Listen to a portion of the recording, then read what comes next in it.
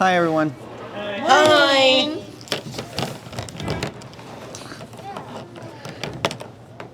Thank you for being here again for our Bible class time as we're moving through John 21, picking up in verse 7. Therefore, that disciple whom Jesus loved said unto Peter, It is the Lord. Now when Simon Peter heard that it was the Lord, he girt his fisher's coat unto him, for he was naked, and he cast himself into the sea. So I gave you heads up last week that we would go ahead and deal with this. I wasn't sure if it was a question that popped up in anybody's mind beforehand, but could have been, might not be. Could be that it's somebody watching this alongside with us through our YouTube channel, and they're just trying to figure out, all right, what's the situation with this? So, what's the situation with this? He's butt naked out there. Well, obviously it's a sin to be naked. Okay. So what does the word naked mean? Okay, that's a good place to start. Good line of questioning to get the ball rolling. So what does the word naked mean here? I forgot to look it up. But if I can remember right, there's the outer garment and an inner garment that you wear. And you'd be in his inner garment, kind of like your underwear, but it would be something longer, right? Okay. So I was trying to retrace how we had this conversation before. Was it our evangelism stuff? Probably was. Yeah, and then my dad would use this to go to the beach. Ah. That's the thing. Well, okay, well, he didn't bring that up to me. So, I say he didn't bring that up to me, so that's just one of those things that was floating behind the scenes.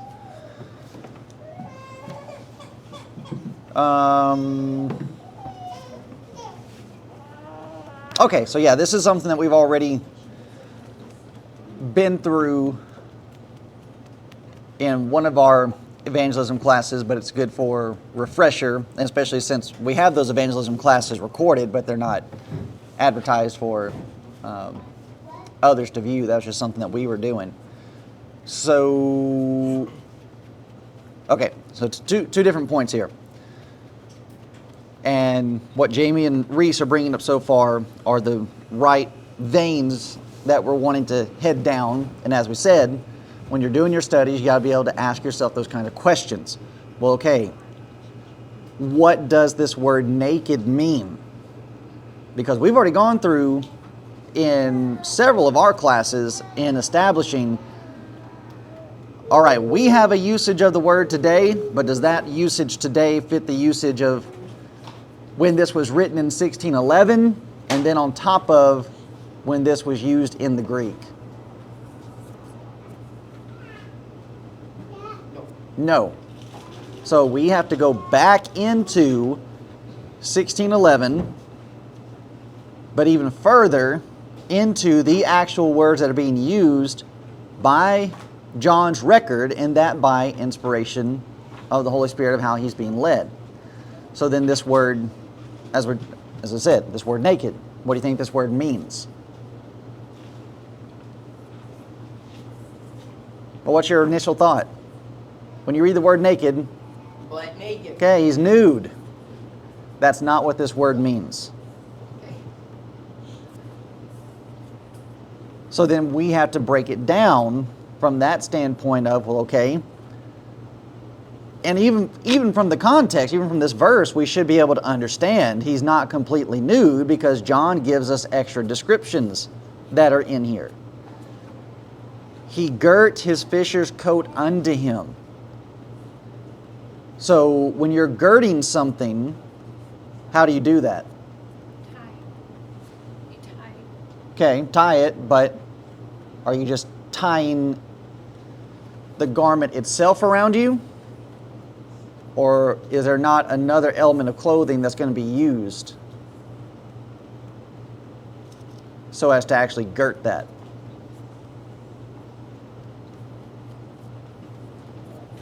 He's going to be wearing a belt. If he's completely nude, why is he wearing a belt? Well, it's because he's not completely nude. He's wearing the undergarment where you have, what is that? All right, that's going to be coming up in the next slide. We'll go through those different garments that are being mentioned. But even with the outer garment, inner garment, you would also have what other element of clothing? Well, like in the 1800s, there were long johns. Okay, long johns, the pantaloons. Exodus 28, you have the linen breeches that are being commanded. And for some that would try to argue, well, that was something that was given to the priest. Well, if it's good for the priest to do, why wouldn't it be good for everybody else to do? And especially in the setting that is described with the priest, and that in going before the altar or going up unto the altar, you'd have to climb stairs before the congregation. Okay, you're in an elevated position, everybody's below you, they're not needing to be able to see underneath your robe. All right, you don't think anybody else is going to find themselves in a position where they're going to be elevated above other people at some point in their life? Well, sure. Okay, what do we do in that situation? Cover up with the linen breeches. So these are things, these are elements, principles that are being laid out that everybody is going to find themselves incorporating, even with what we have here. Now, to another point that, or I think this was the point that Jamie brought up about nakedness. Is nakedness a sin? Under certain circumstances. Aha, okay. So it'd be very easy just to say, well, yeah, nakedness is a sin. Well, is it always a sin to be naked? And we're talking about in the context of what's being described here. We're not talking about completely nude. Because the Bible describes back, it's, so like we said, Exodus 28, and then you also have Isaiah 47, where Isaiah is making a prophetic statement of how Israel is going to be led into captivity.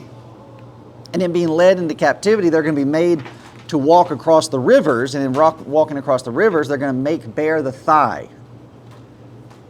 And in verse 3, Isaiah describes that as their nakedness being uncovered. And that's a shame to be seen.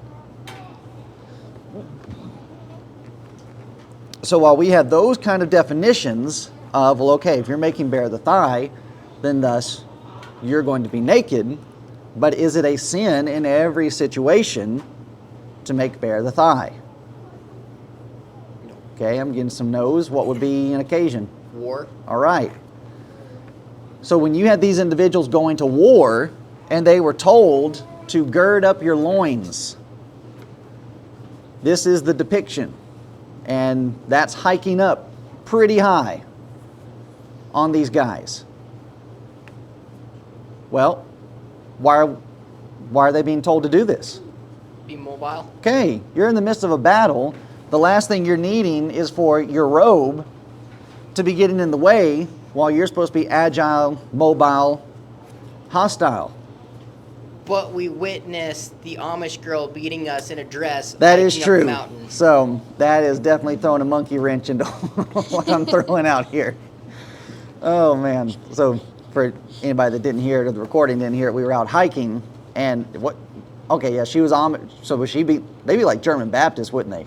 Yeah, they're like hardcore. What's he up to? German Baptist Amish, and she's up there hiking. Were we doing Terrace Lake? Yeah, so we drove up the mountain, which they biked, and then we started before them, and they passed us and beat us by a long shot. Yeah, and she's out there in the long dress that they wear. Very discouraging. Made me want to quit before we even got started. But yeah, okay, but not really. Just a little sidetrack, little joke there. All right, so what's another situation where we might find ourselves being uncovered, or even not even have to necessarily look at ourselves? Consider what we just spent time studying in John chapter 19 and John chapter 20. When you're dying on a cross? Yay. Here's Jesus being crucified, and Jesus was naked. And yet he is recorded as being without sin. Well, clearly that is understandable because he had no control over that situation. They were doing that so as to shame him.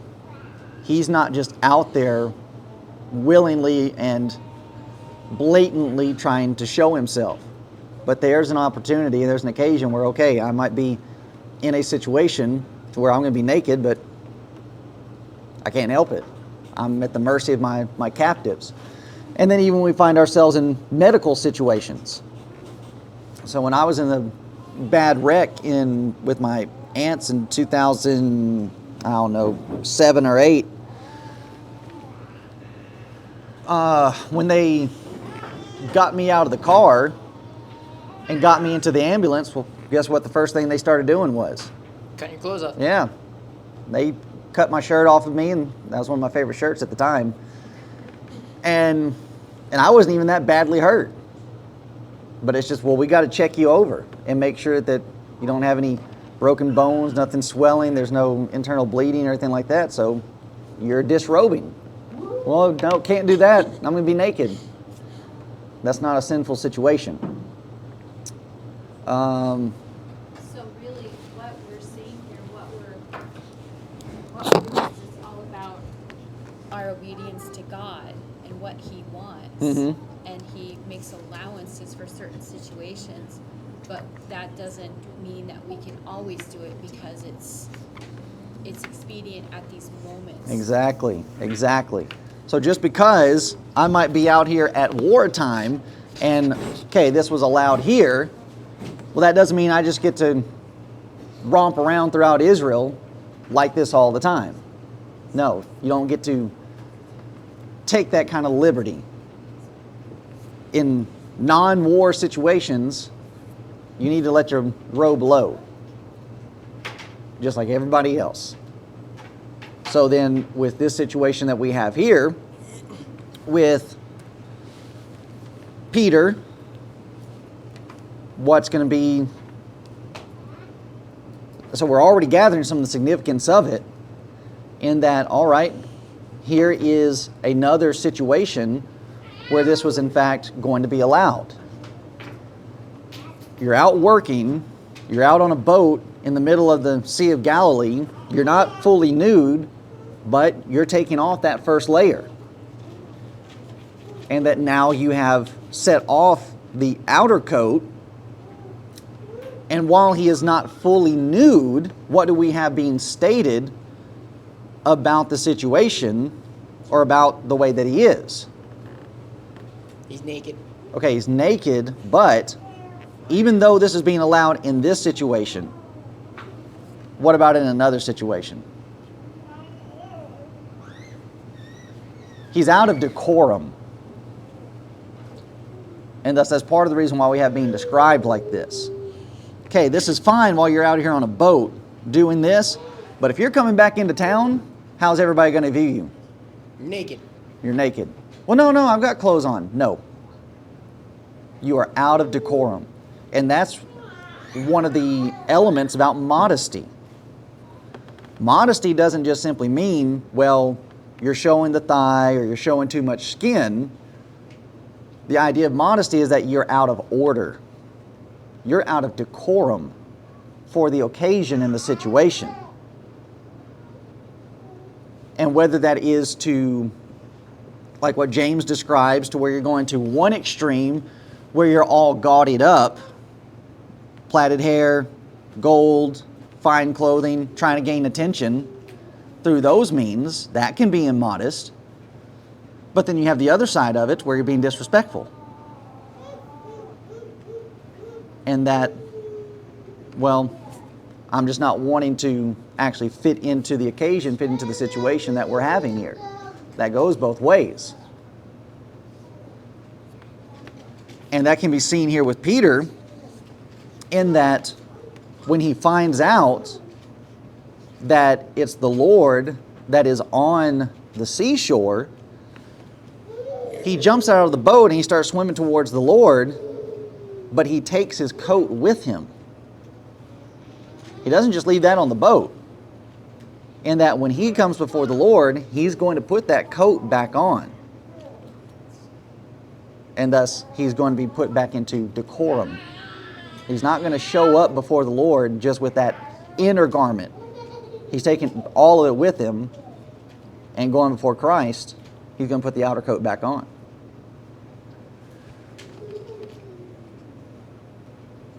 So while it may seem as though, well, this is just John doing his normal thing and giving these extra details about Peter that nobody else is really wanting to talk about, as we've said, these things are being recorded for a reason. And that it's showing to us how these things actually work, how these principles are being laid out. Yes, we need to be covered. But inside of God's system, inside of God's law, there's actually opportunities to where you can take off that first covering. While it might be out of decorum in other situations, it's not here. But then when we're coming into situations where, all right, here's what the manner of dress is, then we're entering back into that. Which is interesting because his coat would have gotten wet since he's swimming. And society tells us, when you get your clothes wet, take it off. And that's the justifiable reason. But he has to get back on land and put his wet clothes back on. Mm-hmm.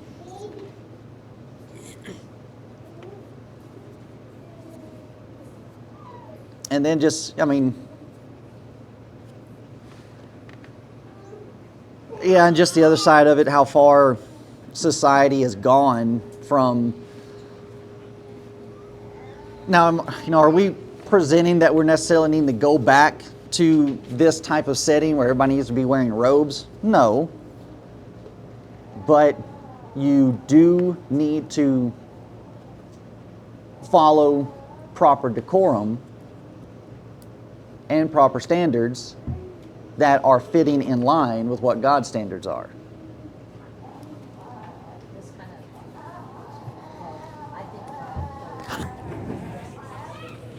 Anybody hearing in the back? No. Peter did this when he was standing before Jesus. How much more should we dress modestly and appropriately when we stand before God on Sunday for our worship service? And even then,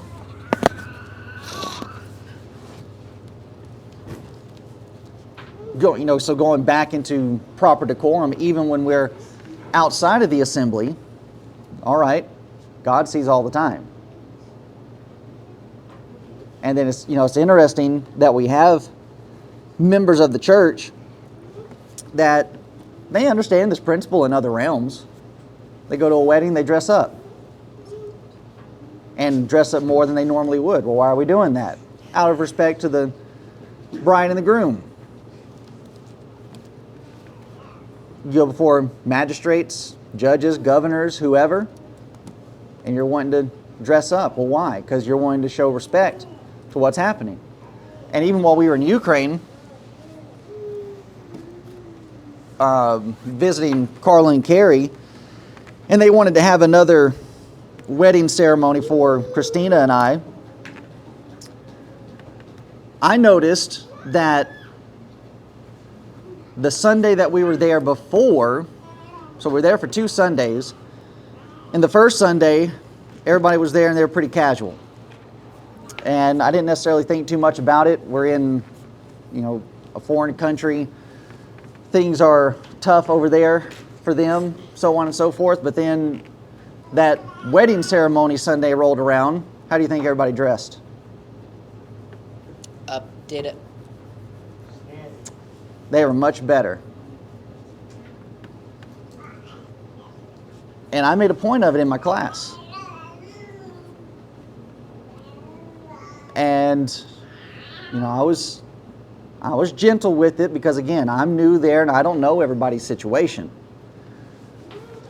And I mentioned to them how that, I appreciated how that we were going to be having another wedding ceremony for Christina and I, and everybody was, it seemed to be that everybody was dressing up for that occasion. But I made the point that even though we have our wedding ceremony on a Sunday, this is still the Lord's Day. And if this is how you're dressing up to honor us, why wouldn't you dress up the same way so as to honor God? I don't know if the point stuck. I don't know how things went after we left. But that is something that needs to be brought into consideration. And then for people to ask themselves, well, okay, why am I wanting to dress this way outside of what's going on here? And thus, I would say that's part of the discussion here with Peter. All right, he's coming before the Lord. He's not just going to come before the Lord any kind of way. He's bringing his coat with him. He's going to put that coat on, and he's going to fit back in. Go ahead, Jamie. I was just going to say this is kind of off point a little bit, but kind of shows impetuousness again with Peter because, you know, wouldn't it be faster to just kind of stay with the boat and have a dry coat and go with everybody? But he was so excited probably to see him that he did what he did. He's trying to beat John. I was about to say, it could be a situation of, okay, John beat me to the tomb, I'm going to beat him to the shore. Yeah, but even then, we know from the text that they're going to be pretty good ways behind because of the amount of fish that they caught. And so even there, what? Oh, I was reading verse 8, and it looked like Peter was trying to get out of work by bringing the Okay, fish so that to was the going to be a next little point and joke that I was going to bring out about Peter. He jumps out of the boat so fast, he leaves everybody else to do the work. Well, so yeah, I mean, it's an interesting set of points that, yeah, Peter's not going to delay. The other disciples came in a little ship. They were not far from land, but as it were 200 cubits, dragging the net with fishes. So they're being slowed down. As soon then as they were come to land, they saw a fire of coals there, and fish laid thereon, and bread. Jesus saith unto them, bring of the fish which ye have now caught. So Peter's not going to be delayed. Jumps right out of the boat, starts swimming to shore, and he left the others to bring in the fish. And you can make of that what you want. So they get to land, and it's interesting here as to what they find on the shore waiting for them when they get there. Soon as they were come to the land, they saw a fire of coals there, and fish laid thereon, and bread. Now, what did Jesus ask them that kicked this whole situation off? Did you catch anything? Okay, did you catch anything? Well, they've been toiling all night, hadn't caught anything. And here he's asking them, well, have you caught anything? Well, no. And you take note that Jesus does not say to them, upon hearing that they haven't caught anything, well, just come on in, I've got things ready for you. But instead, he has them cast their net one more time on the right side, and then they have to bring the fish in. So you're tired already from working all night, not caught anything. Now here it is morning, you cast your nets out and you bring in this huge haul, and then you got to bring the ships in with that big haul. That's a lot of work and a lot of effort to put into something, and then to get to the shore and he's got fish and bread already there. Well, if you already had this here, why did you have us cast one more time? Why did you have to have us go through all this effort? Why don't you just tell us to come in? And then verse 10, Jesus saith unto them, bring of the fish which ye have now caught. So he's adding their supply to what he's already supplied. What do you think's going on here? A type of a shadow. Of what? You can't take care of everyone, but you gotta do the work. Okay. All right. What you got? Put your part in. Huh? Go ahead. You have to put your part in. Okay. I was just thinking, Jesus was a carpenter, and he's beating fishermen at their own game. Just kind of a little funny teaser there. Mm-hmm. Or you made Right. Yeah. He learned how to fly fish. I mean, who knows? Maybe he actually turned some stones into bread. Now I can do it, Satan. Yeah. Right. My time. We have here a reminder of how grace is working.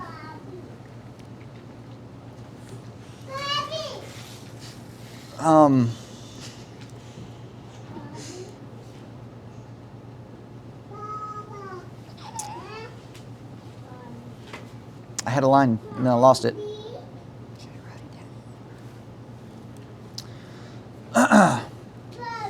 Here we have provisions being made. Okay, there it is.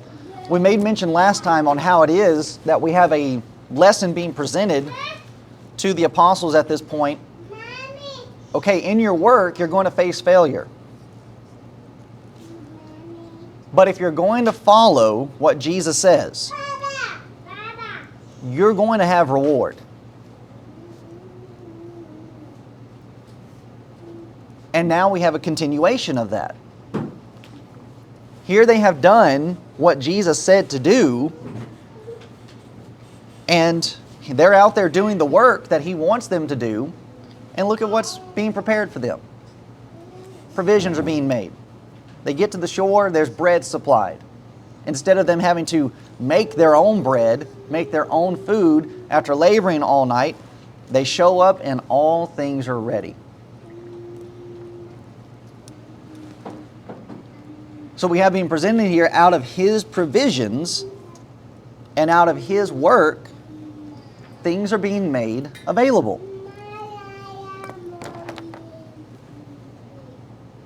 But they are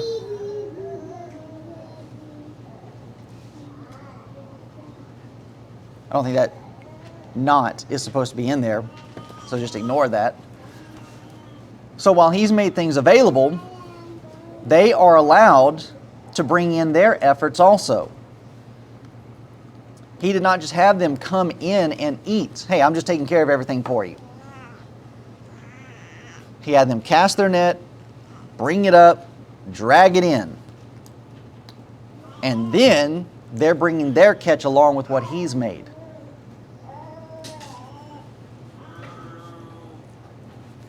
With this imagery, I mean, it is really a shame how the world does not properly understand how God's grace works. But here's an illustration of it. Yeah, He's providing things, but what does He still expect from us? Put in the work. You got to work, and you got to work in accordance with what He says. The hireman is worthy of his wage. Yeah. Just, you're toiling all night, but then you come home or come to shore and there's something ready for you. Yeah. Your pay. Yeah. So that fits into the the parable of the man that went out and hired laborers at the different time of day, and each one is receiving the same pay. Well, how does that work? How's that fair? It's in the master's control to give what he wants. And if you come into that agreeing to it, then you don't get to start arguing and complaining with what the master said and what you agreed to. And that's what the people hired at the first part of the day started trying to do with the people that were hired in the later part of the day. Well, we've toiled all day. We've been here in the heat of the day. We should get more. It's not how it works. We see, though, with money in that sense, like, well, no, I should get paid more. But in the food aspect, it's like, hey, everyone gets a meal. Mm-hmm. Everyone would understand that. Oh, yeah. It's like, oh, yeah, well, everyone needs to eat. But, like, we can change our mind for food and compared to money, where no, money is something that's precious thing. But over here, it's food. Everyone needs to eat it to sustain. Right here, it's, who worked harder? Right. Obviously, Peter didn't work as hard as the other guys and swam to shore. Like, but he's still getting the same amount of pay as the other guys. Yeah. And certainly when we're making this into application with soul salvation, I mean, that's what everybody's needing. And at the end of this, that's what everybody gets. So, why be stingy? with what God is wanting to give. But then there is the danger in this realm, because as human beings, we like to establish the pecking order. And that we like to try to be recognized for what we're doing. And certainly there's nothing wrong with that. I mean, if somebody does a good job, you should tell them that they're doing a good job. And the person who's being told that they're doing a good job, you should be able to say thank you for the acknowledgement.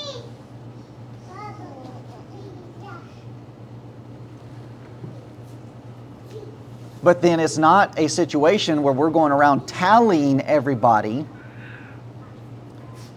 so as to try to gather their worth based on this, and as to who is more important than anybody else. And even that works on two different levels. You have the person that wants the attention and they want to be at the top, and so they're going around gauging everybody. But then you have the others that would be in a situation where they want to beat themselves down. Well, on the other side, it's, well, I'm more important because I'm doing all of this. The opposite side says, well, I must not be that important because I'm not doing what these other people are doing. This illustration is trying to remove all of that. They all put in the effort. They all put in the work. Everybody gets fed when they get to shore. And nobody's getting a bigger portion than anybody else. It's just a demonstration of God's perfect love, Jesus' perfect love. God's not a respecter of persons. Yeah. All of those things, and how we're supposed to mimic that, but it's so hard to overcome those human emotions of, keeping track and, denying oneself and being happy that another person has been brought into salvation, where they're at the end of their life or at the beginning, whatever. Yeah. And especially here with Peter, with everything that he did before the cross, if we're keeping tally here, it'd be very easy to say to Peter, okay, you go to the back of the line. I'm still holding a bit of a grudge with that 3 times denial, so you go back to the back and you get whatever's left.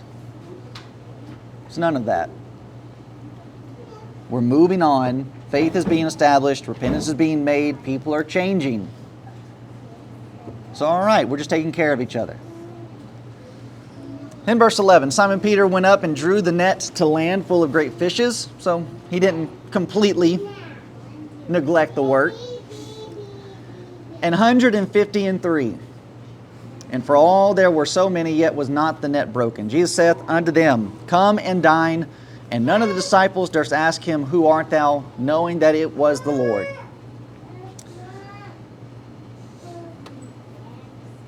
John's record has been for the purpose of, these things are written, that ye might believe that Jesus is the Christ, He is the Son of God. And here we have further evidences being laid out for us in John 21 of that purpose, and it's being fulfilled. Before they didn't know who it was. Now they know, and they know to such a degree that we have recorded. Nobody came to shore asking, well, who are you? Knowing that it was the Lord. Well, aren't these guys just full of themselves? Aren't they just arrogant and prideful in that they know so much? We are supposed to know. And we're supposed to know confidently to where we don't have to question. And here this is being brought out as a point of, well, here's their state of mind, and that's supposed to be evidence for all of us so that we can rest assured that we know that we know. And then think about what's going on in our society. And how that people would actually want to try to tear down people's confidence in what we know of the Scriptures. And they're not even thinking about what they're doing. Like just how ridiculous that makes you sound. That you would rather stay in doubt?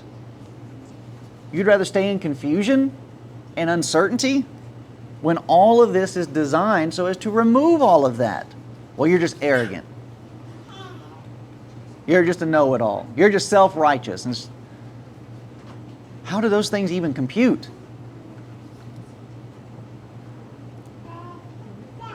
And all it is a smokescreen for the fact that they don't know.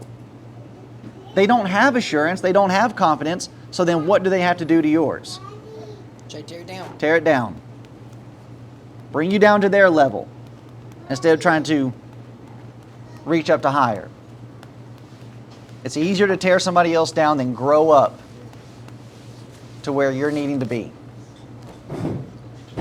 So evidence once more for us to believe in their witness.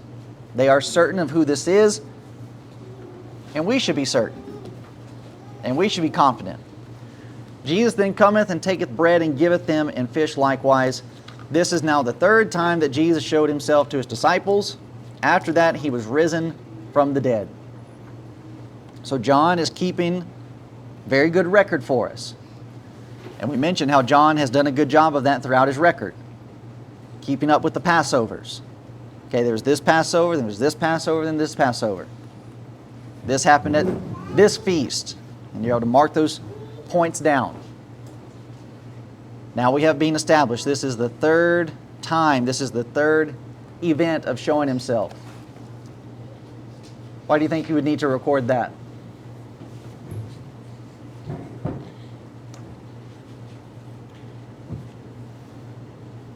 Establish truth. Huh? Establish truth in timeline. Okay. Is that multiple times? Mm-hmm. Oh, 2 or 3 witnesses. All right, there you go. Got it. Everything is to be established at the mouth of 2 or 3 witnesses. And here we have the third occasion of his being seen after his resurrection. You can take this to the bank. Third witness being given for us. Now, this is a section that's going to take up the remainder of our time. Verse 15. Here they are, dining together. We had this conversation between Jesus and Peter.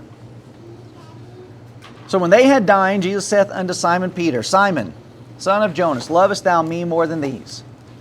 He saith unto him, Yea, Lord, thou knowest that I love thee. He saith unto him, Feed my lambs.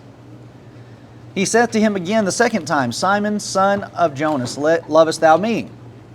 He saith unto him, Yea, Lord, thou knowest that I love thee. He saith unto him, Feed my sheep. He saith unto him the third time, Simon, son of Jonas, lovest thou me? Peter was grieved because he said unto him the third time, Lovest thou me? He said unto him, Lord, thou knowest all things. Thou knowest that I love thee. Jesus saith unto him, Feed my sheep. This is another example of why we have John 21 recorded. Here we have Jesus teaching about an element that must accompany faith.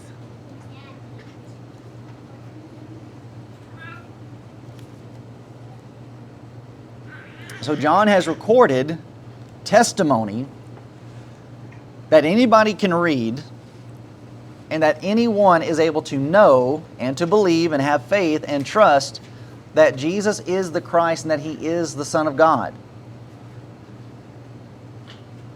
And so as to lead men to believe and to obey Him, to follow Him.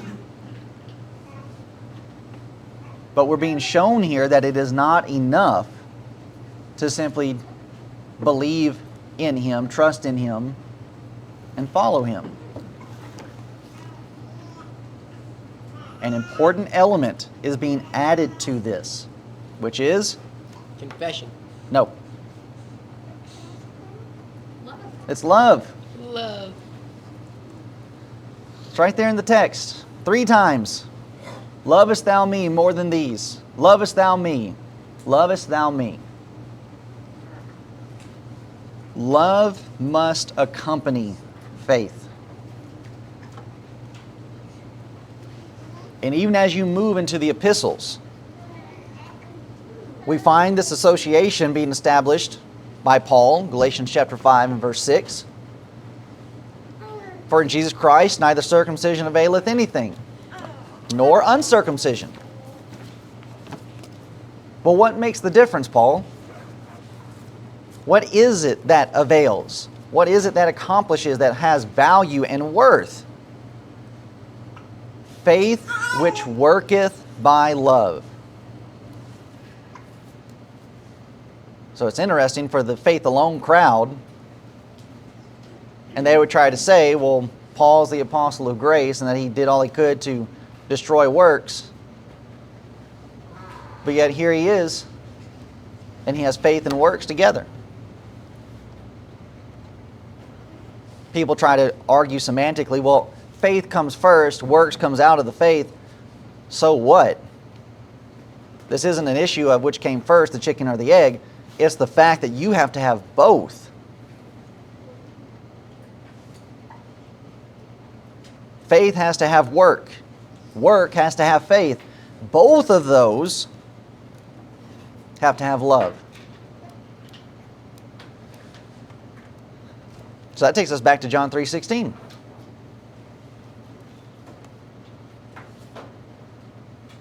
Why would God work out the plan that he had established? Why would the Father send the Son? Why would the Son obey the Father? And why would the Son be willing to die for people that were not worthy? It's because he loved us. I had an argument thrown at me. If we're supposed to work, then what was Jesus's job on the cross? Because Jesus fulfilled everything. Jesus worked so that we wouldn't have to. Mm-hmm. So Jesus fulfilled everything, died on the cross to save us from our sins, so that we just have to believe on his name, and we will get forgiveness of sins and that spot in heaven for us. But would go against this with love. Okay, Jesus put the love there, so we don't have to love. Right. That would counter their argument of, okay, well, Jesus loves, so we don't have to love. Mm-hmm. Jesus put on works so that we wouldn't have to work. Jesus put on faith so that we wouldn't have to faith. Yeah. Same thing. Thank you. The Spirit led me to Yeah. I mean, speak if that's how one section of it works, then that's how all of it works.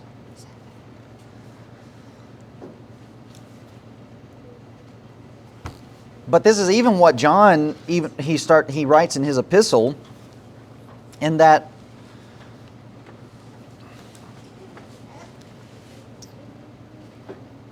his love is what causes us to love him. It reciprocates. What Jesus is presenting here, the faith that they now have, and we see that faith. No man did ask, "Who art thou?" For they knew that it was Jesus. All right, that's good. That's where you need to be. But now, having that faith, you have to work, and that work has got to be with love. Otherwise, the work is not going to be accomplished. The work's not going to get done. Now, you might also recall back in our Matthew study, there's Matthew 26,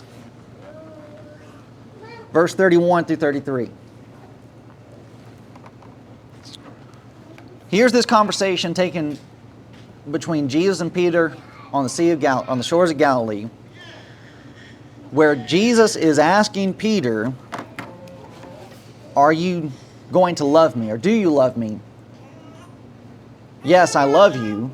"Okay, show that to me." "Feed my sheep." Well, here's Peter back at this time before the crucifixion. "Then Jesus saith unto them, All ye shall be offended because of me this night. For it is written, I will smite the shepherd, and the sheep of the flock shall be scattered abroad. But after I am risen again, I will go before you into Galilee. Peter, in his hot-headedness, answered and said unto him, Though all men shall be offended because of thee, yet will I never be offended. Okay, these other jokers may throw in the towel and leave you high and dry, but I'm not going to do that. That's where Peter was before. And so here we have the significance of this conversation, of Jesus having this talk with Peter. Okay, Peter, you've said these things before, but you fell short. Now let's test you and let's see where you are. Back before the cross, Peter says, I will never leave. Now, what do you think Jesus is doing here to Peter?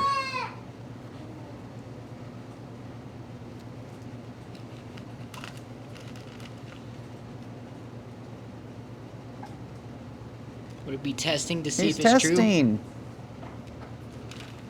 Okay, Peter, are you learning the lessons? Are they finally sinking in? And even from this conversation, we can spot some evidences that things are starting to set in. He is trying Peter's heart as to where it is. Peter, Simon, son of Jonas, lovest thou me more than these? And you notice Peter changes his speech in how he answers. He says unto him, Yea, Lord, thou knowest that I love thee. What's he doing with that answer?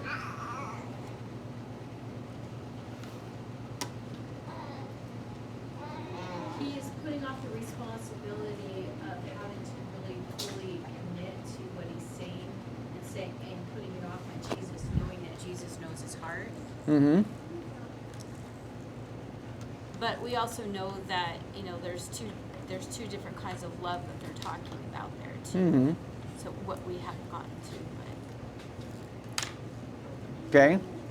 so he's not fully committing to it at that point. Okay. It's an interesting thought. Don't necessarily agree with it.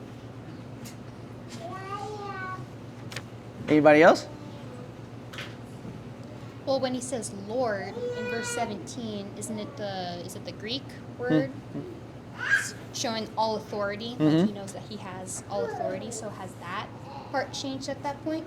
Or has he always thought that the whole time? Okay, so there'd be some shift in that also.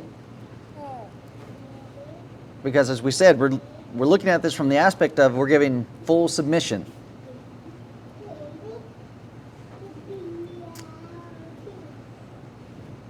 So you contrast this from what Peter said before, Matthew 26.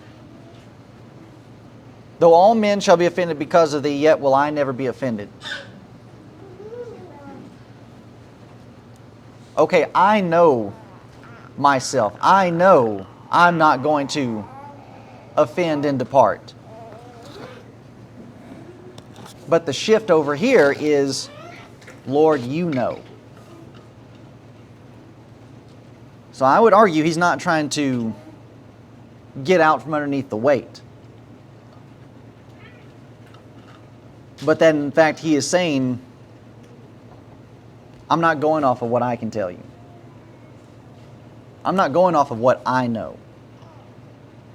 It is a recognition of, Lord, you know. Well, what does the Lord know?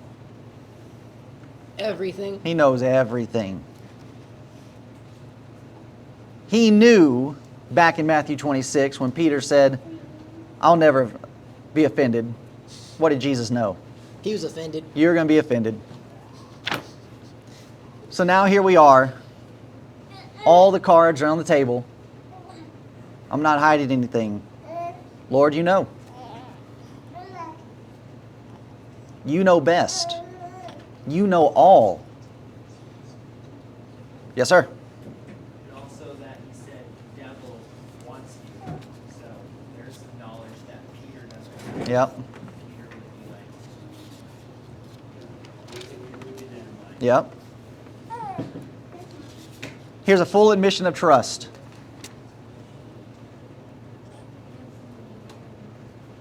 I'm not going to try to rationalize. I'm not going to try to make excuses. I'm not going to try to explain away. It's just simply, Lord, you know. And Jesus says, feed my sheep, or feed my lambs here.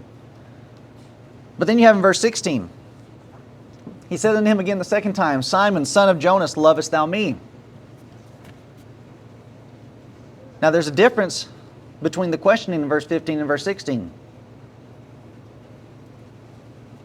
Which is? Do you love me more than these? So it starts out, I guess if you could possibly view it this way, as we got some wordplay going on here to try to trip Peter up. Well, Peter, do you love me more than these apostles? Do you love me more than the rest of these guys? What was Peter's tendency in the past, if questioned that way? Yeah, I will die for you. Oh, yeah. Compare the rest of these losers? Yeah. I love you more than them. Clean my feet. Exactly, but he doesn't do that. He doesn't go into that pecking order that we just talked about before as to who's going to be the greatest. Just, you know that I love thee. Doesn't matter if everybody loves you or not. That's not what's determining this. And then the question just simply shifts to, well, do you love me? Profound conversation taking place here, and the transitions that are being made in testing Peter's mental faculties. Because if Peter were to respond in verse 15, well, yeah, I love you more than they do. So we're still seeing some animosity. We're still seeing some looking down your nose at these other folks that are around you. And if that was still there, what kind of problem is that going to cause for future events? Division. He is going to try to become the chief apostle. He is going to make himself the pope. And then when it comes time to go to Cornelius' house, I don't love you like I love everybody else. Everything is on the same level. And then the third time, he saith unto him, lovest thou me? Peter was grieved because he said unto him the third time, lovest thou me? He said unto him, Lord, thou knowest all things. Thou knowest that I love thee. Jesus saith unto him, feed my sheep. So from the calling that took place in Luke 5 to be fishers of men, to this similar event in John 21, we are being shown that the call is not just to follow him. That's included, that is there. But now in John 21, the call is to love him. And that's why we follow.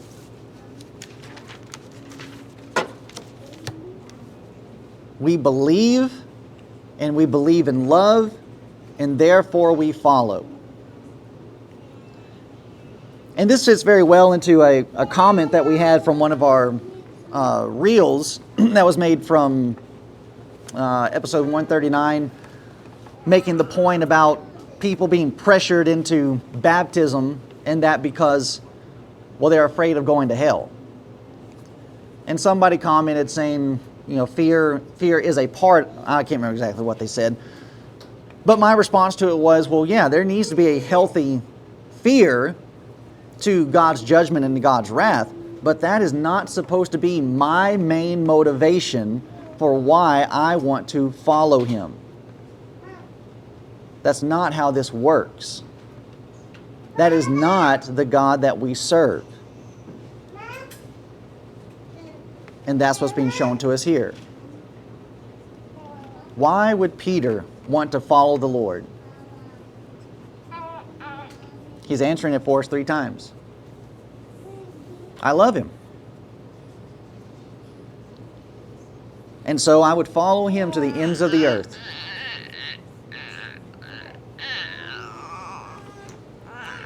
And thus we have how this all plays together with John 14:15. If you love me, keep my commandments. So now let's think about this aspect of loving Christ in this degree and why Jesus is having to ask 3 times.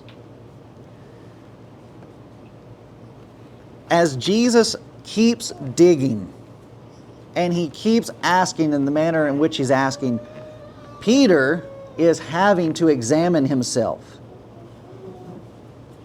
Before he answers this, he has really got to look on the inside. Do I really love this guy?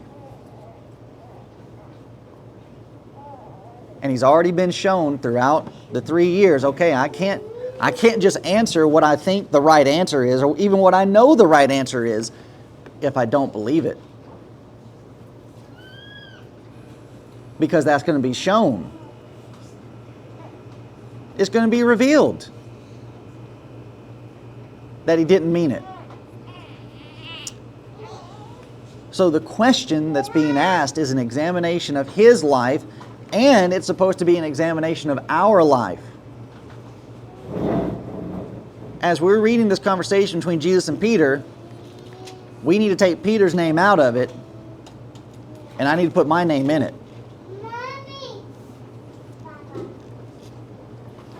And that as Christ, as Jesus, the Lord, is wanting us to believe in him and follow him,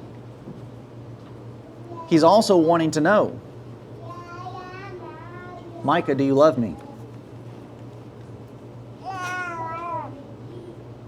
And I had better examine myself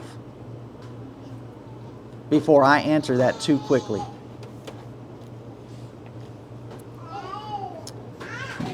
And thus this gives better understanding as to the grieving aspect of it.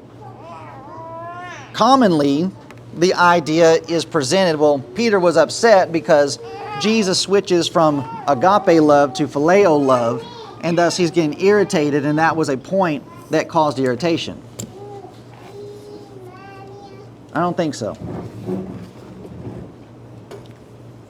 It's deeper than that. This is grieving to Peter, not just because it's an irritation that Jesus is asking too much. It's grieving to Peter because it's a lesson that's going home. And you don't think it's significant that Jesus asked Peter 3 times?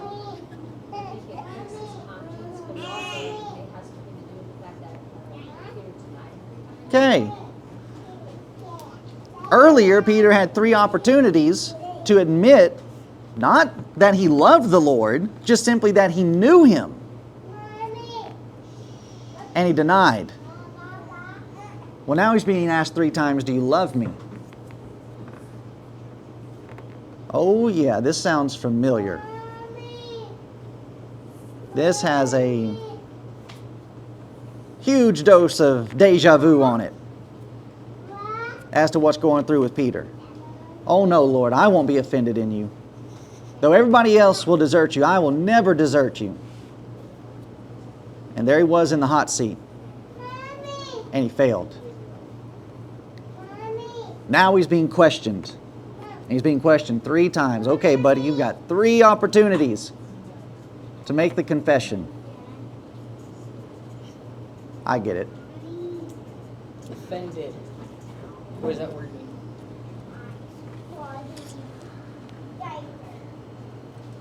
If I had to guess, it's going to be the Greek word that has to do with, similar to that of a stumbling.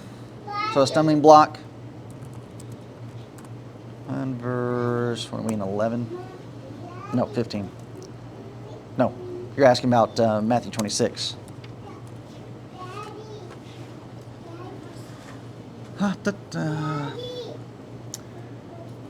It is the Greek word skandalizo, so where we get our English word for scandal or scandalize. To entrap, to trip up, to stumble or entice to sin, apostasy or displeasure, make to offend. What was going through my mind was you said to Jesus, I will never be offended. Yeah. But then Jesus asked, do you love me? And then he got offended. So just our definitions are different for the English, whatever, but it was kind of funny that he got offended when Jesus asked, do you love me? So to have that different definition in there gives it more detail on what it actually means. So we have the 3 denials of Peter, but then we also have the 3 confessions. Lord, you know that I love you. Jamie, did you have something cooking? Not really. I mean, all I can think of is that this is Peter being Matthew 5:3. It's truly, especially about the third question. Yeah. So here we have a point as to what love is supposed to do. And that it's supposed to make us examine ourselves. And that means that it's not by coincidence that as Paul is writing to the Corinthians about partaking of the Lord's Supper, in 1 Corinthians 11:28, but let a man examine himself, and so let him eat of that bread and drink of that cup. Why are we supposed to examine?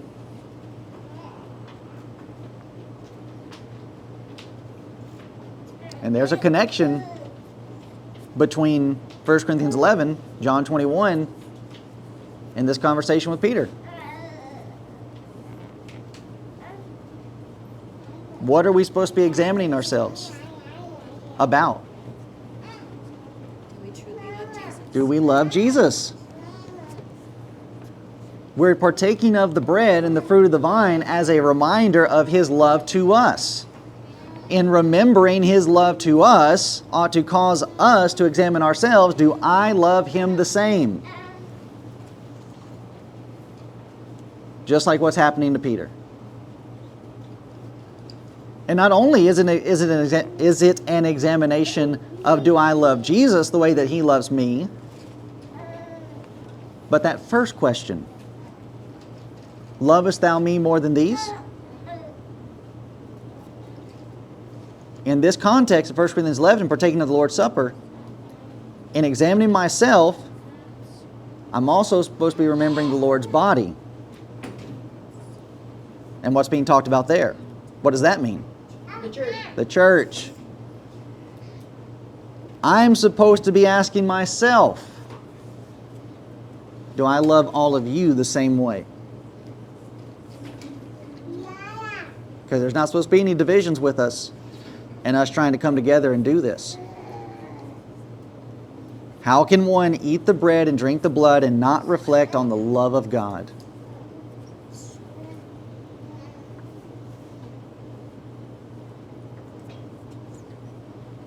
Also, Peter needed to see his sin in the light of Jesus' love.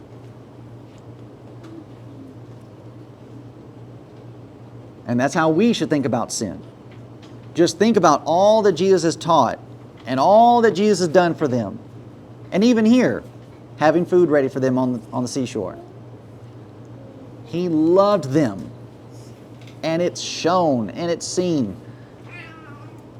And then Peter denied 3 times in Jesus' darkest hour after all that love that He's shown him.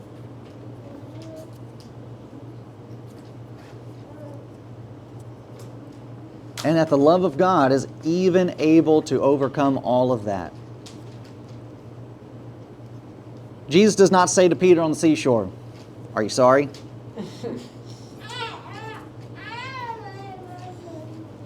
Are you going to fix it? Now, part of the reason why is because He does not need to do that.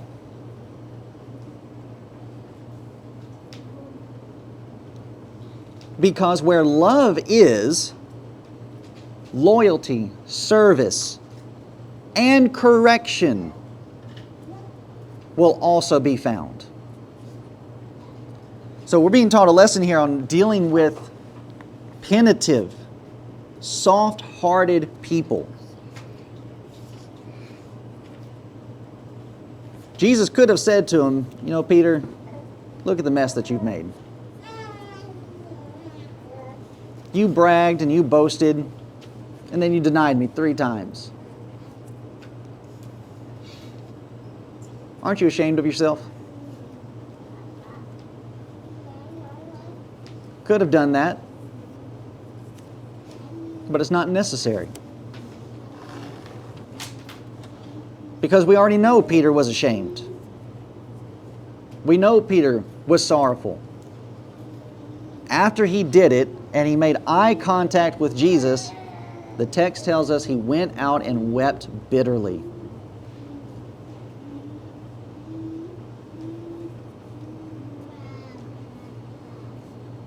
But instead, Jesus simply asked him, Peter, do you love me?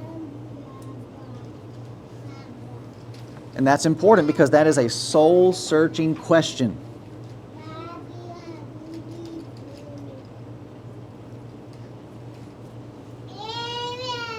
Because if he really loved Jesus, how could he deny him?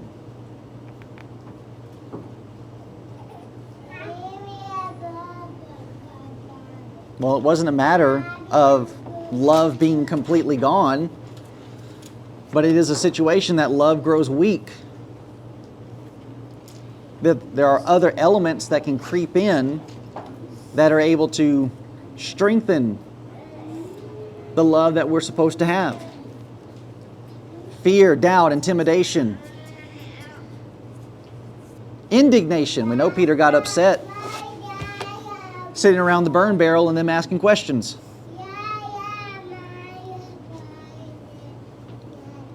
And this is the kind of question that we should ask to individuals when we see them struggling in different areas.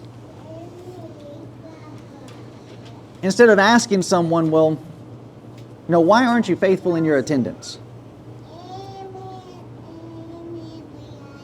You know, everybody else is here. Why aren't you here? This is a symptom of another problem. Instead of asking this, what should we ask? Is there something going on? Do you love Jesus? Do you love the Lord? Well, yes, I love the Lord. Well, then where should you be? I should be where He wants me to be.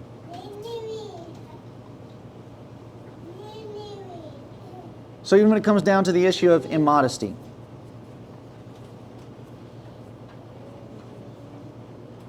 a good way in starting out the conversation, instead of it being, well, why are you dressing that way?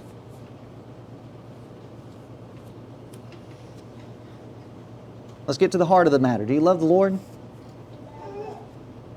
Well, yes, I love the Lord. Well, okay, here's what the Lord says. Then the rubber meets the road. Because if they really love the Lord, what will happen? Change. They will change. Literally and spiritually. But if they don't, they'll stay the same. And then it removes all doubt. Removes all question. Okay, I know you don't love the Lord. Yes, ma'am? But don't you have to impress upon them and get through to the fact that people say, all you have to do is believe. There's no work. You have to get it through. You have to puncture that. Well, I was looking at this from the aspect of dealing with our own brethren. Yeah. Okay. But even with that, do you love me? Then keep my commandments? Yeah.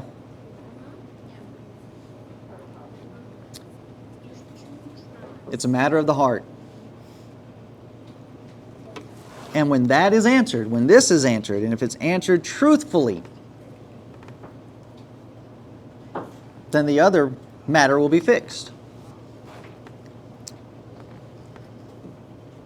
And until they answer that question truthfully, it's not going to be fixed.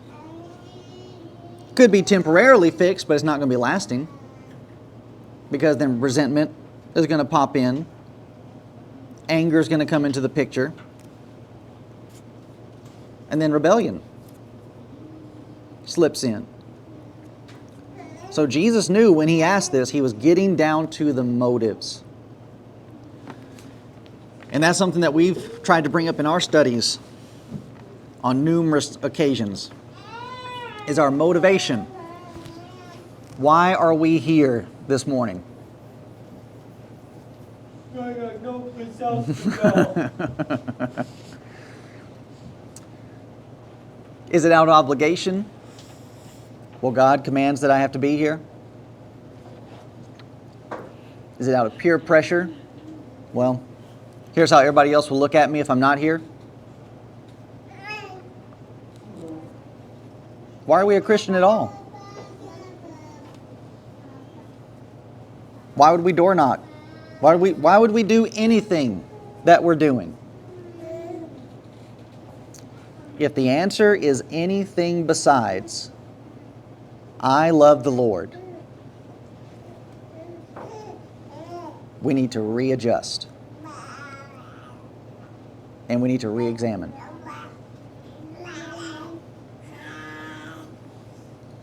And then finally, this conversation is important because it holds within it, it's a question of the destiny of the church.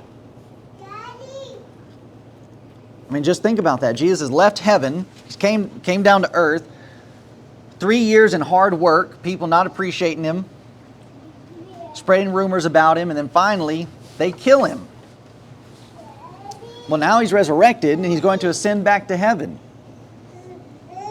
Now what's going to happen? These men are supposed to continue his work. And just suppose these men had simply gone back to fishing and never came back to what Jesus wanted them to do.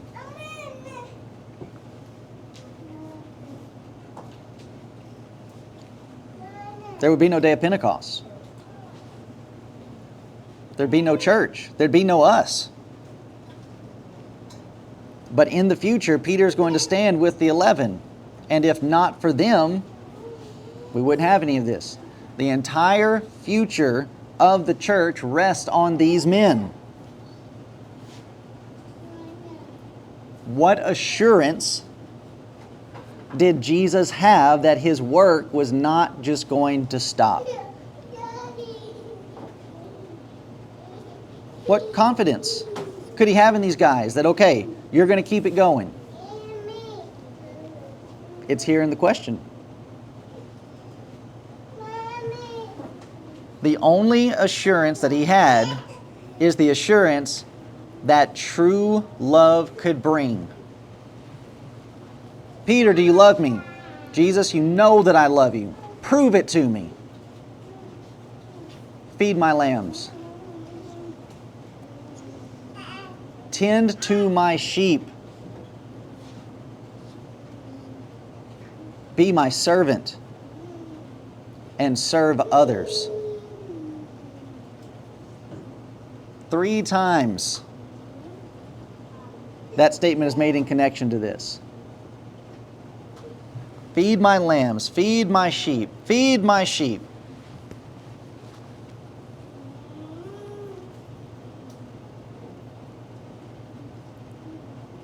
So love is not just a word that we say.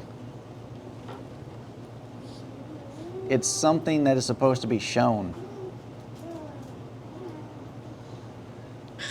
And the day that there is not enough love for Jesus, and love for Jesus more than anything else that's in this world, is the day the church is going to die. Because those two elements go hand in hand.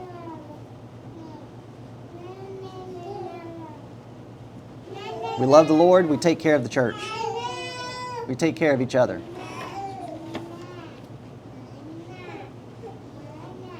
and we serve.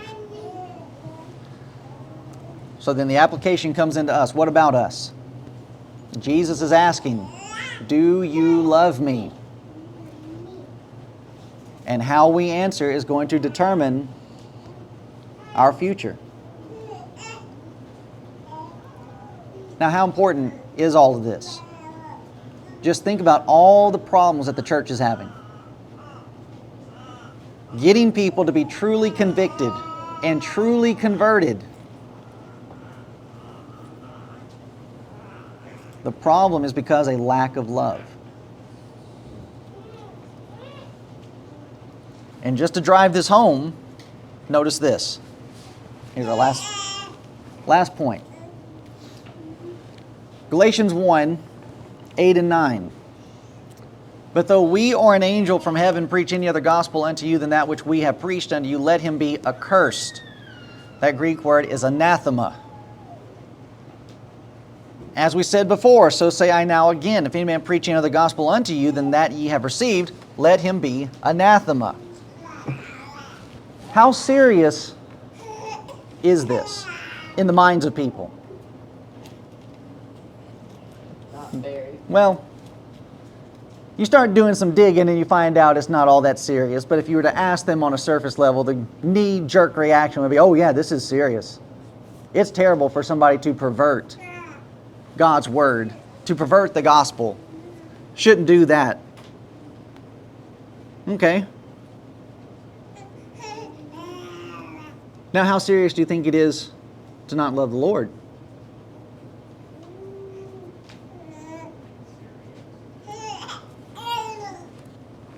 First Corinthians 16:22.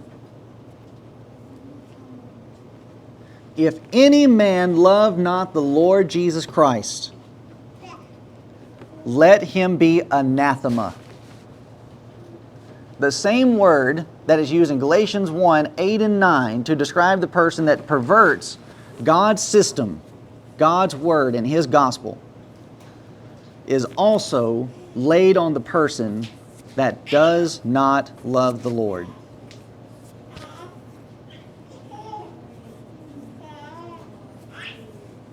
That is serious.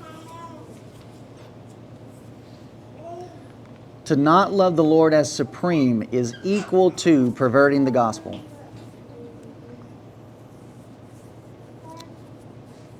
And this is designed to help Peter and to help us see things differently. Do I love the Lord more than these? And you can make these apply to anything that you want. Refer it to anything. If anything is loved more than Jesus, I am lost.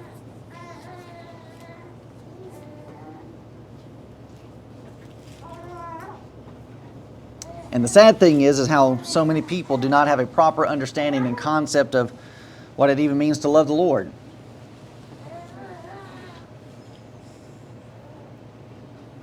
But it is John 14:15, keep my commandments. Was that some of the commandments? Well, yeah, let's feed the hungry. Let's do what we did yesterday. Let's bring in a truckload of sugary foods and processed goodies to give away to people that more than likely are just scamming a system. And then we neglect and we try to keep from them the truths of God's word on how they're supposed to live their lives.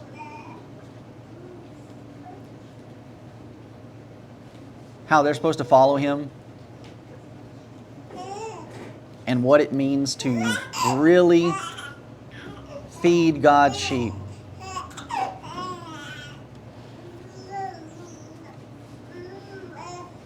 These are on the same level.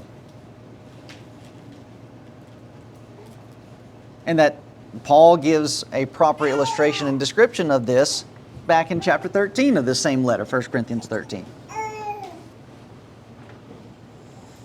What if I know what the gospel is and I'm teaching it correctly? What if I know what the doctrine of Christ is and I'm teaching it and I'm following it correctly? but I'm not doing it from the motivation of I love the Lord. What does Paul say about it? Anathema. You are anathema. It's vain. It's empty. You become a tinkling brass cymbal. You're just a resounding gong. You're just making noise. And it's not anything that's of value. So while we live in a world where they just want to tear apart God's word, and it's just, well, it's all about grace. It's all about faith. It's all about this. And you're not taking all of this together, and certainly you're not taking into consideration and bringing in the love of the Lord, that's anathema. That is accursed in the sight of God. So how important this conversation is for Jesus to have with Peter at this time before they start their work on the day of Pentecost. Peter, you better get this down. And for the rest of us, we better get this down.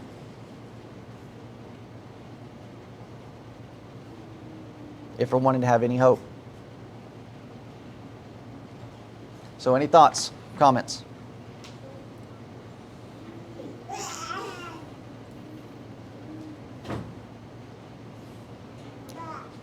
When you get into the routine of doing things, so most of us grew up with the Christian biblicals and principles to where it's just ingrained in us, how do we know we're doing it out of love and not just this is what we've always known?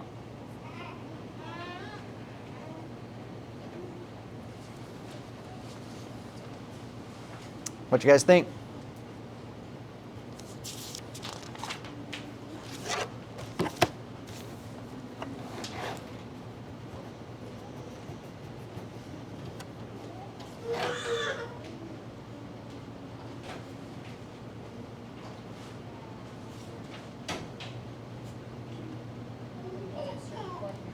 What? I think you get to a certain point in your life after being raised, brought up as Christian, you will question yourself and question your beliefs, and then you can make your choice. Yes, this is correct, and continue to follow it. If not, you wouldn't be here.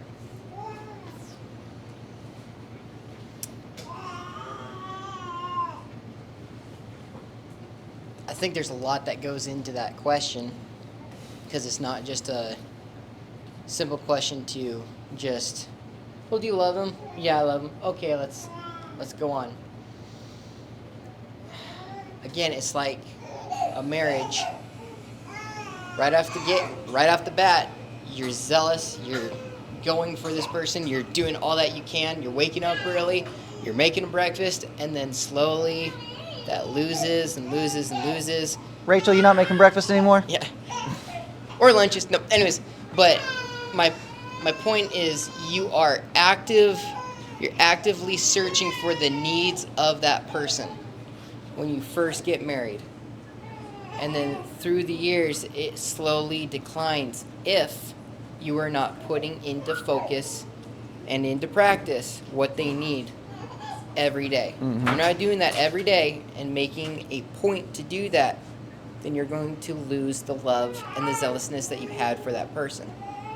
So that's my first thing that I'm thinking of. And then same thing with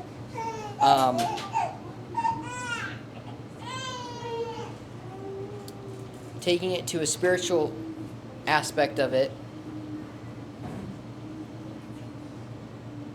is the challenges that you put yourself in.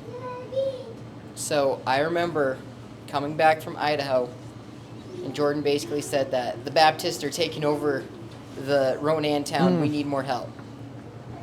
So then I came back and I felt that go. I didn't have anything. I didn't have anything to lose. But then you start getting more comfortable. It's harder to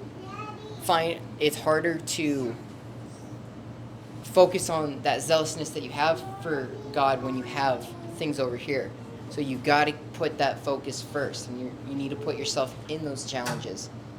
And when you're challenging yourself, you're putting yourself in a position to wonder, am I doing what's right?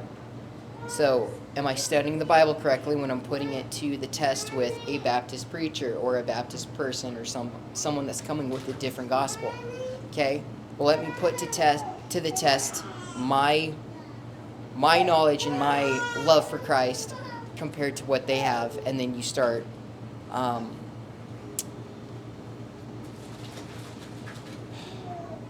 comparing, and I'm losing it.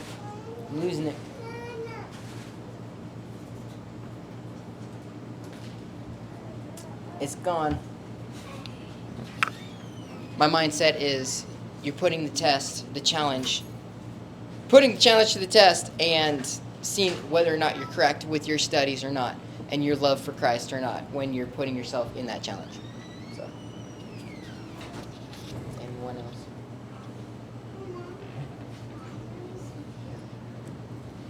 It all comes into examination. I mean, as we're sitting here today and we're talking about this stuff, we all need to be examining. Like, we're not just going to be listening to it, oh yeah, this is good points. No, we have to be asking ourselves, why am I here?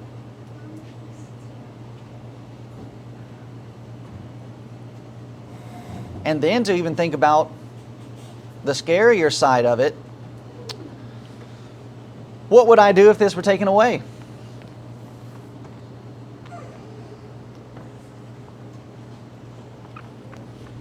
If I were to lose all of this,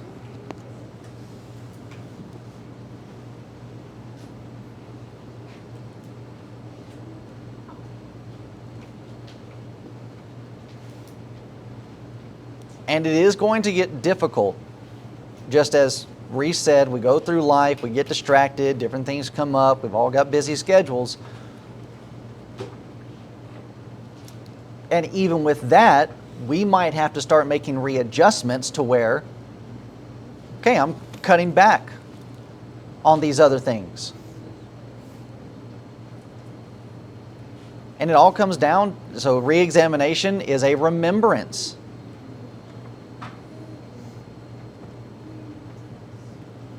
We have to be thinking and recalling about this stuff.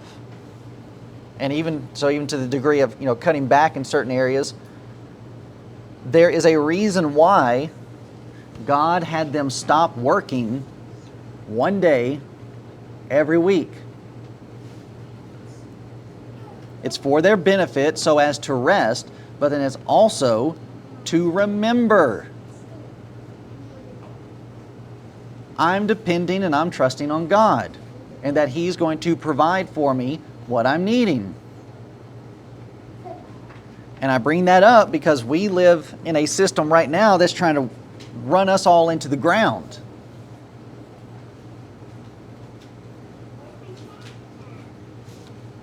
And that's not how we're supposed to be living. So we have to try to figure out some type of way to not be that way.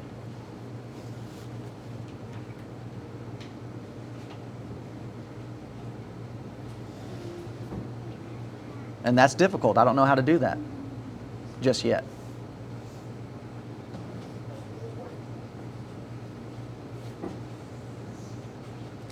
But it's just the fact that you have all these different elements that are being brought into play and brought into the system so that we can remember. And when we start forgetting what this is all about, is when we start running into the kind of problem that Rachel is talking about, and people that are in that situation are at a greater danger. So myself, the sword children, we are at a huge disadvantage because we're like the Israelites. Oh yeah, we've always had this. Oh yeah, we always know. We've always known what this is like. And so we get lazy. We get comfortable. We get complacent. Whereas with others, not growing up in that kind of situation is, oh, wow, I never knew this. this truth wasn't known, and thus you're on more alert. You have a higher guard than what others might have.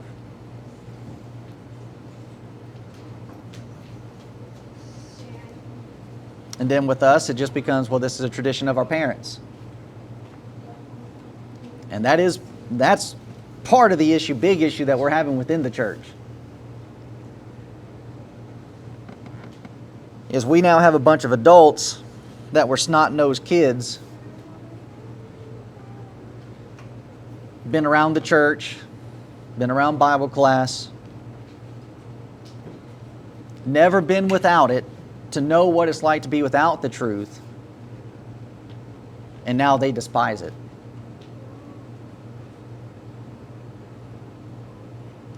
And I would argue that's one of the things that's so important about evangelism and getting yourself out there and talking with people about the scriptures and just seeing how little they know.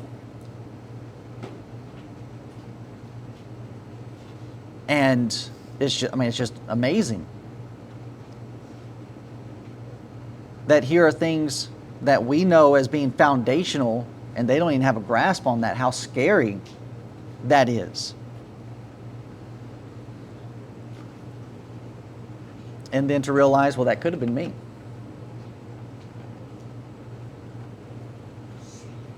You know, I could have been born into a different family that did not really appreciate the Bible, the church, God.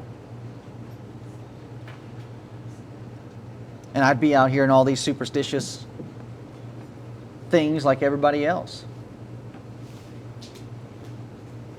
It's easy. So then, all right, I don't want to be that. And I want to be able to help people come out of that. We just have to remember and reflect on this stuff.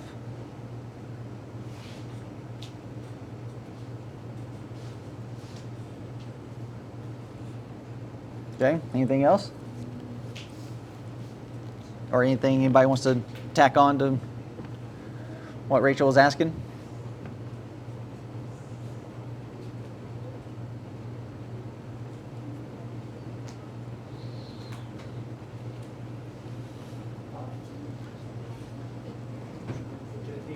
I mean, well, Everybody looked at me. well, it's only because I was looking at you, I'm pretty sure. Because I can't tell if you're just contemplating it or you're going to let it out.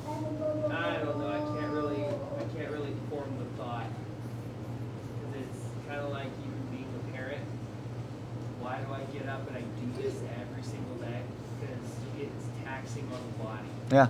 So that's where I was going. Because Rachel's like, hey, well, why do I keep doing the dishes when I don't like to do it, but it's bringing that cup of cold water to somebody? It's like, why am I doing that? I know what I've talked to Rachel before. I know what she's thinking. I don't really like doing things for people because, though I like it, but I don't like it. So I know how Rachel's thinking. It's the same thing with me, dealing with just life. And so I put that over. That's where my mind was going is, okay, in life, in the Christian life, if I look at it from this point, well, why do I even do it? Well, it's because I do love my family. And then you have to ask, well, do you? But it's because you... Okay, go in there. Okay, go in there. You do love them, but then you have to, like, am I just going through the motions, feeding them? So you have to see that through what we're doing here. When we are feeding, are you feeding the flock? Are you doing these things? Well, yeah, we can get to the point that, well, this is what I know, and if I don't, I'm going to be talked to, and I don't want that. And so then we just get in this, you know, like a sister that was here before. You just sit here, you don't know why, but you don't want to get a talking to. Mm-hmm. That happens. So that could be us, because we get tired. That's why you have to be reminded every week. But then it's like, okay, because I was there.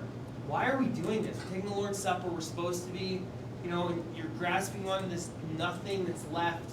Why do I love the Lord? I don't know, but I know I think I love Him. And so there's something that stays there, but then you do have to just really come back to that it's the self-examination, but it's not just saying that, because it's more than just, well, self-examine yourself. It's like, no, you really have to think. And what has helped me is the servant attitude, serving, and there's another, we'll just stick with serving. Having a servant attitude of, well, they need me. So let's bring it back to that. They need me. Okay, well, the church needs me because I need the church. I need God. So then you talk to people who are out there in the world, like you're talking, it's like, man, they need God. They don't have what I have. And so it's asking that stuff while you're doing the dishes, while you're doing the whatever. It's like, why am I doing this? And then it's those occasions that keep happening that, man, I need this. So those, I didn't really have it formed. That's fine. That's good. And so even within that, it's being grateful, even in the midst of being overwhelmed. And that's part of what Jordan was bringing up is, okay, when I'm thinking about this correctly and I'm thinking about how much I need God, well, then that produces within me an attitude of thankfulness. And that, well, I'm not going to do this just out of obligation, but it's because I'm thankful. And a thankful person is a joyful person.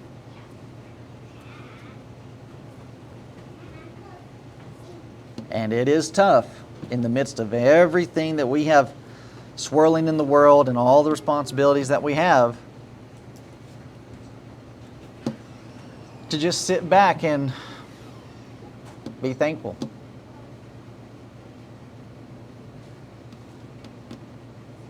But that's where counting your blessings comes into play.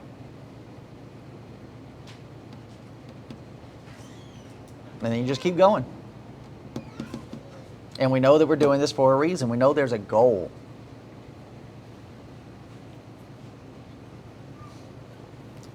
So anything else?